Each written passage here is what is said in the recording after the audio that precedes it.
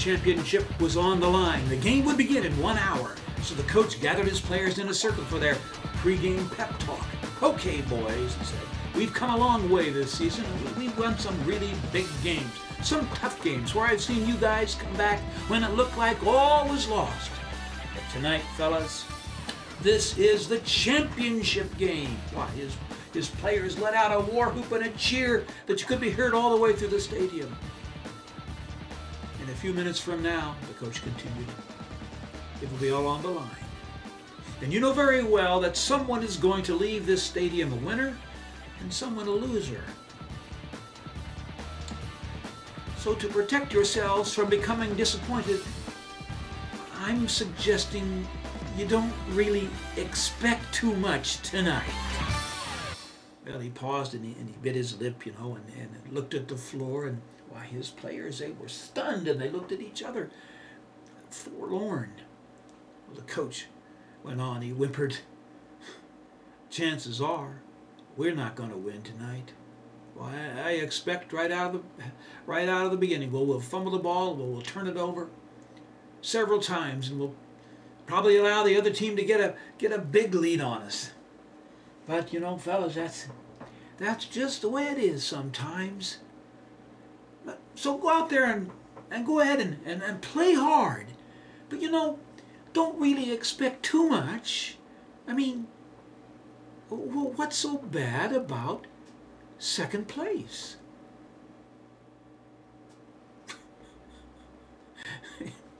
Do you think any coach ever gave that kind of a pep talk?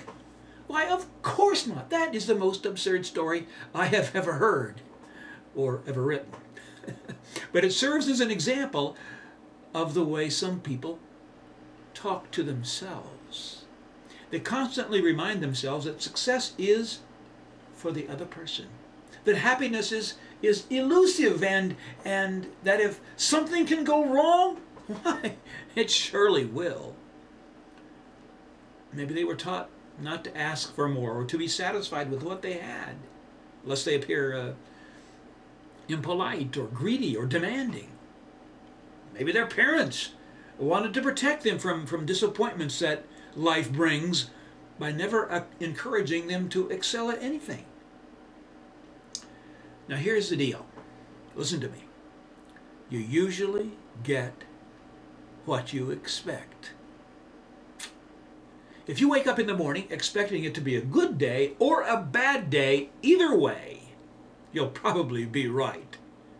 It's called the law of expectation, and it works whether you believe it or not. Now let me ask you a couple of questions. What are you expecting to have happen tomorrow to you? Do you expect good things or bad? Will tomorrow be a day of accomplishments or failures? Will you win or will you lose? Well, Dr. Ross, I just can't seem to make any progress. All I do is struggle from one day to the next, and but I guess I shouldn't expect too much. After all, my parents were always poor. Who writes your life script? Who determines your expectations? Your parents? Your siblings? Some ninth grade teacher or a cruel friend? Now is the time to tear up the old scripts of expected failures and disappointments and replace them with expectations of achievement and fulfillment. What could possibly go right if you started expecting good things to happen to you rather than bad things? Well, good things, that's what. The law of expectations works. You pretty much get what you expect. So don't settle for less. Expect the best. I'm Ron Ross, the Mile High Motivator, coming to you from my home office in Denver, Colorado. We'll see you next time for the next edition of Motivation